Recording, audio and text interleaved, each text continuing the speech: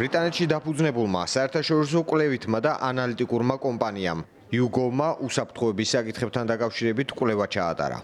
გამოკითხვაში მონაწილეობა მიიღო ამერიკის შეერთებული შტატებისა და ევროპის 5 ქვეყნის 10,000-მდე მოქალაქემ. ერთ-ერთი კითხვა სავარაუდო მესამე მსოფლიო ომს ეხებოდა. გამოკითხულთა დიდი ნაწილი თვლის, რომ მესამე მსოფლიო ომი მომდევნო 5-10 წლის განმავლობაშია მოსალოდნელი. კვლევა ჩატარდა საფრანგეთში, ესპანეთში, იტალიაში, ამერიკის შეერთებულ შტატებში, დიდ ბრიტანეთსა და გერმანიაში. გამოკითხვის მიხედვით, ევროპის მოქალაქეებს ასევე არ აქვთ იმედი, რომ მათი ქვეყნის შეიარაღებული ძალები შეძლებენ მოსახლეობის ეფექტიან დაცვას. ამ დროს ევროპაში კი თავდაცვისა და უსაფრთხოების საკითხებს ახლა განსაკუთრებული ყურადღება ეთმობა. ევროკავშირის თავდაცვის სააგენტოს ხელმძღვანელად პირველად დაინიშნა მაღალი რანგის სამხედრო მოსამსახურე. ეს გახლავთ გენერალ-მაიორი ანდრე დენკი.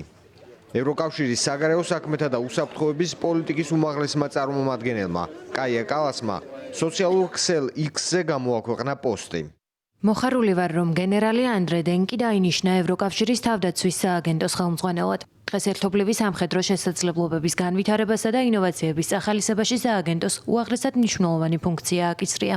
გენერალ დენკის ხელმძღვანელობა ნამდვილად დიდი ძალა იქნება. ველოდები ჩვენს წარმატებულ თანამშრომლობას.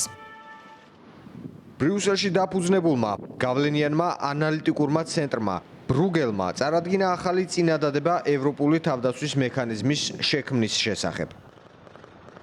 ეს უნდა იყოს ერთობლივი თავდაცვის ფონდი და მექანიზმმა შესაძლოა დროთა განმავლობაში ძირეულად გარდაქმნას ევროპის თავდაცვის შესაძლებლობები.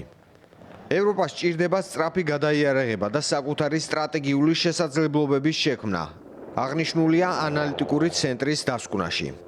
ექსპერტები ორ გზას განიხილავენ: პროგრესულს, რომელიც ევროპული თავდაცვის სააგენტოს გაძლიერებას გულისხმობს, ან ამბიციურს, რომელიც ევროპული თავდაცვის მექანიზმის შექმნას ითვალისწინებს. კვლევაში აღნიშნულია, რომ ევროპული თავდაცვის მექანიზმის შექმნა მნიშვნელოვანია, რადგან იგი მოაგვარებს ევროკავშირის სამართლებრივ და ფისკალურ დაბრკოლებებს. ევროკავშირის არაწევრ ქვეყნებს კი მისცემს ჩართვის შესაძლებლობას. მას შემდეგ, რაც ევროკავშირის ქვეყნებმა თავდაცვის ხარჯების ზრდა დაიწყეს, ახლა როგორც ჩანს, იმ ინსტიტუციურ ცვლილებებსაც შეეხნენ, რომლებიც ევროპის უსაფრთხოების გამტკიცებას ისახავს მიზნად.